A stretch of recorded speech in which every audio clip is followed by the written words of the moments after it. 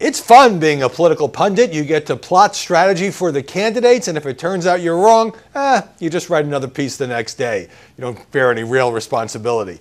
Well, that's what the press is starting to do now with Hillary Clinton. Everybody knows she's going to win the Democratic nomination, so how is she going to win the presidency? The New York Times kind of kicked off a debate or accelerated a debate about her fall 2016 strategy by saying that unlike Bill Clinton in 1992, who clearly nudged the Democratic Party toward the center and away from the far left precincts, Hillary is running to the left. Now, that's been no secret, no breaking news bulletin there. She's been taking out increasingly liberal stances on gay marriage, on immigration, on voting rights, criminal justice. But now, says the Times, based on some reporting, Hillary Clinton's brain trust has decided that the way for her to win the general election is to energize the base, to increasingly cater to liberal voters, and to forget about trying to persuade most of the swing voters. Why? According to this theory, because there aren't very many swing voters left, or at least there are a lot fewer than there were back when her husband first ran in '92.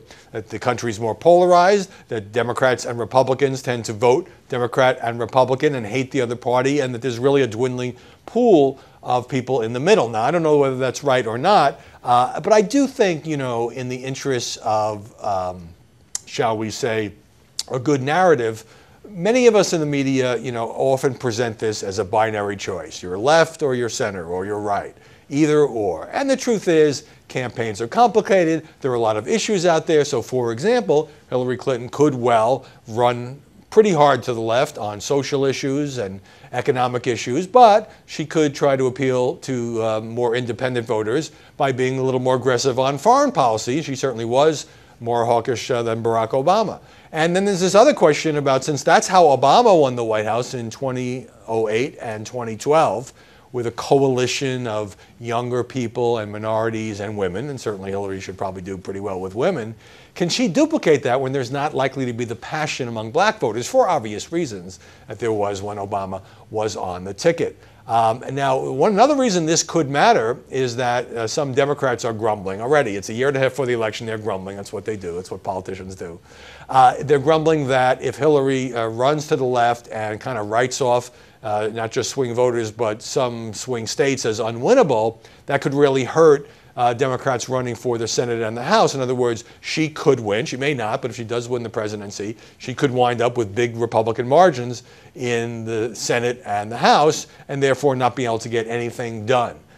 That would be very similar to a situation faced by the last two presidents. So the only problem with all this early season handicapping is this will change a million times between now and November 2016. And so it depends on who Hillary will be running against. And she and her team may have to make calculations there. But you know what? It's a lot of fun as we head into the big speech in New York City this weekend, in which Hillary Clinton will actually give a big campaign speech. It seems like forever that she's been just talking to small groups in places like Iowa and New Hampshire. And it's a game that anybody can play. So we'll keep playing it, and as soon as we decide this media theory is wrong and she's actually doing something else, then we'll have our next debate.